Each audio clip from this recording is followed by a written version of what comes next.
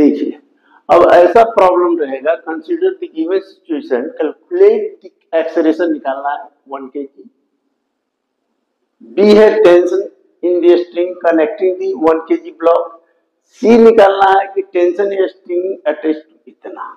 तो टेंशन निकालने के लिए जब ऐसा प्रॉब्लम रहेगा तो सुन लीजिए, आपको पहले बता दिए हैं कि कोई भी चीज अगर ऐसे रहेगा हॉरिजॉन्टल में तो वेट नीचे, रिएक्शन ऊपर, बॉडी इधर मूव करेगा मान लिए, समझे? तो फ्रिक्शनल फोर्स इधर और मान लिया अप्लाइड फोर्स इधर, तभी मूव करेगा। वही केस है। ऊपर नीचे के केस में भी हम बताएं आपको। तो देखिए ऊपर नीचे के केस में क्या है कि मान लीजिए वेट इसका है, ये नीचे आ रहा है, तो मान लिया एक्सेलरेशन ए से आ रहा है, तो टेंशन कहाँ लगेगा? ऊपर। तो इसको टेंशन T1 कर दो, तो जो टेंशन T1 इसमें रहेगा वही टेंशन इसमें रहेगा, तो इसमें भी T1 हो गया। ये ब्लॉक 1 kg था, अब इसमें जो टेंशन लगेगा इधर होगा, T2 होगा।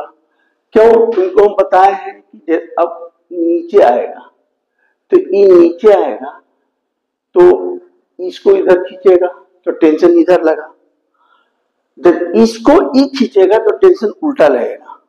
तो टेंशन उल्टा लगेगा तो आपको समझना है इसको। हम आपको लिफ्ट के केस में बताए हैं, ऐसा बहुत केस बताए हैं। तो क्या कीजिएगा, पहला इसका मास पहले लिख दीजिए कि मान लो EM1 है, EM1 है, EM2 है और मान लीजिए M3 है, मान लीजिए। तो M1 M2 बराबर 1 kg, M3 कितना है 0.5 kg। तो आप इक्वेशन कैसे लिखिएगा देखिए हम बताते हैं। पहले लिखिएगा M3G माइनस T1 बराबर M1 M3A, ये हो गया, नीचे आ रहा है। अभी टेंशन, इसमें फ्रिक्शन नहीं है तो नहीं लिखेंगे, इसमें फ्रिक्शन है, फ्रिक्शन है, हॉरिजॉन्टल में रखा हुआ है इसलिए फ्रिक्शन है। तो क्या करेंगे, T1 फ्रिक्शनल फोर्स इधर लगेगा, तो क्या लिखेंगे फ्रिक्शनल फोर्स में, बोलिए फ्रिक्शनल फोर्स में लिखेंगे, बोलिए T1 माइनस T2 तब पे जाएगा और फ्रिक्शनल फोर्स। तो फ्रिक्शनल फोर्स को मान लीजिए, इसको फ्रिक्शनल फोर्स को लिख दीजिए क्या, F, मान लीजिए इधर लगा फ्रिक्शनल फोर्स F1 बराबर क्या लिखेंगे M2A, चलेगा।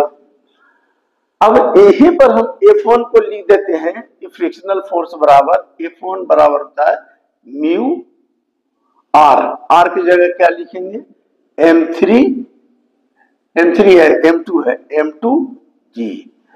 तब म्यू कितना हो गया आप देख लीजिए, म्यू क्या हो गया, तो म्यू है 0.2, M2 कितना है 1 और G का वैल्यू 10 ले लिए, तो पॉइंट हटा दिए तो कट गया, तो कितना हो गया 2। तो फ्रिक्शनल फोर्स कितना हो गया 2, तो यहां पर डायरेक्ट 2 लिख देते हैं, चलेगा। हम निकाल दिए 2, यहां हो गया। अब T1 और T2, अब देखिए अब इधर है तो T2 वाला क्या लिखेंगे, T2 इधर अभी पढ़ेगा तो क्या होगा T1 माइनस इधर फ्रिक्शनल फोर्स लगेगा तो इसको मान ली F2 बराबर क्या हो गया M1A। तो F2 फिर निकाल के देखते हैं, तो F2 बराबर भी होता है म्यू M1G। तो म्यू कितना है 0.2, E1 है, E10 है, E भी कितना आया 2 ही आया, तो यहां भी हम 2 लिख देते हैं।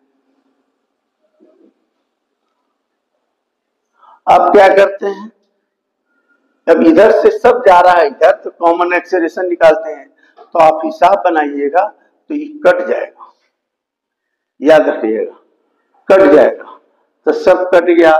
तो M3 कितना है 0.2, 5, G 10 और इसमें क्या बचा -T1 और क्या बचा -4। इसको जोड़िएगा तो कितना आएगा M3 0.5 IE 1 IE 1 कितना हो गया 2 और 1 कॉमन चलेगा 1 कॉमन ठीक है। अब देखिए 1 कॉमन आ गया। अच्छा यहां पर अच्छा ये हो गया।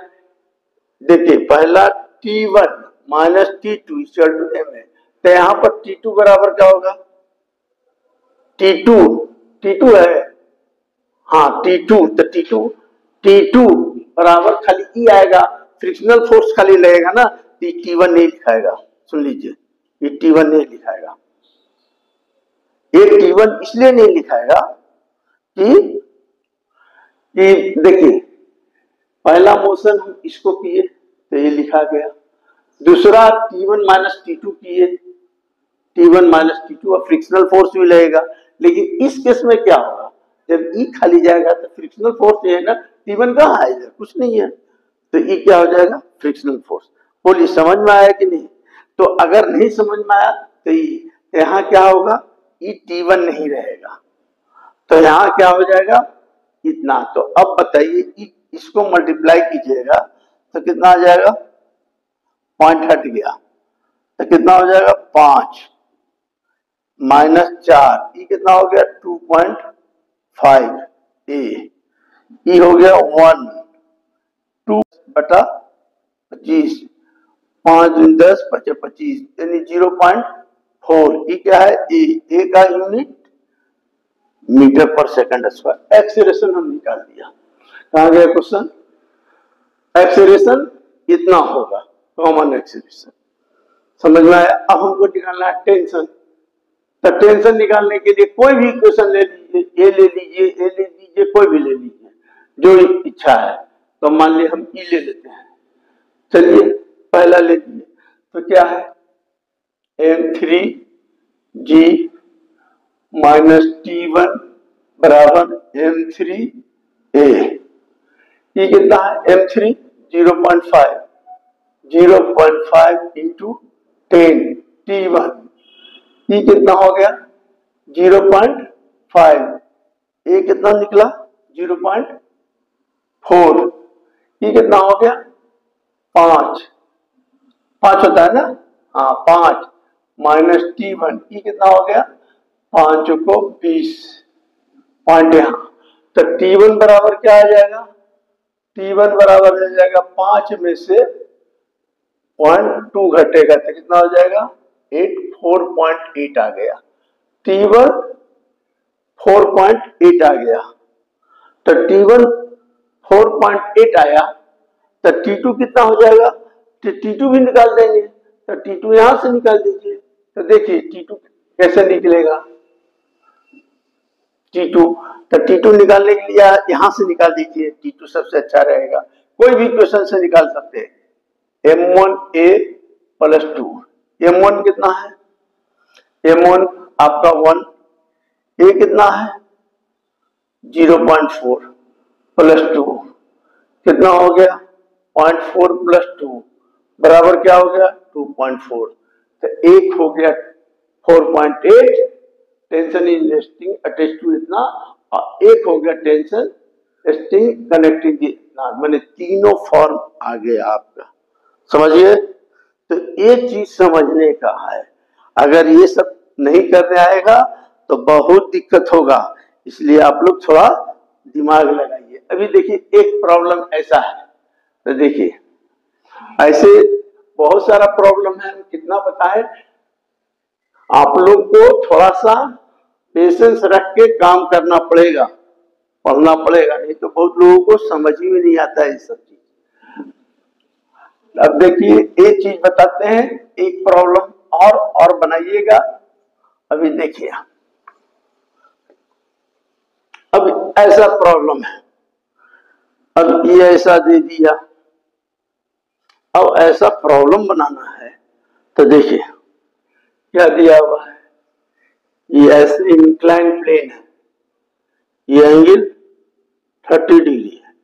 इस पर ब्लॉक है, ब्लॉक 10 kg है। ये डॉट डॉट लाइन है पैरेलल में। इधर फोर्स लगाया, इंक्लाइन प्लेन पर खड़ा होकर फोर्स लगाया, तो ब्लॉक मास दिया हुआ 10 kg pull by P force, तो फ्रिक्शनल फोर्स दिया हुआ है। फ्रिक्शनल फोर्स कितना है? 5 न्यूटन। माने फ्रिक्शनल फोर्स किधर लगता है? तो फ्रिक्शनल फोर्स इधर लगेगा, ठीक है। If the block move up with acceleration इतना, मूव अप मतलब इसको खींचना है, ऊपर ले जाना है, तो calculate the value of P. तो आपको हम बताएं, फट से दिमाग लगाइएगा, ये इंक्लाइन प्लेन है सर, तो इसका वेट नीचे काम करेगा। E angle mg cos theta, इधर क्या लिखेंगे? इधर mg sin थीटा। देखो दो को फोर्स हो गया, एगो फ्रिक्शनल फोर्स और एक इंक्लाइन प्लेन पर रहने से, और नॉर्मल रिएक्शन क्या हो गया? आर, नॉर्मल रिएक्शन आर हो गया। ये एंगल दिया हुआ भी 30 डिग्री है, तो इसको रिजॉल्व कर देंगे तो क्या होगा? P cos 30 degree. इसको इधर करोगे तो P sin 30 डिग्री। हमको क्या करना है? हमको निकालना है calculate the value of P। तो calculate the value of P निकालना है, तो आप ऊपर ले जा रहे हैं, ये भी दिया हुआ एक्सेलरेशन, तो ऊपर ले जा रहे हैं, तो ऊपर ले जाने के लिए क्या कंडीशन होगा?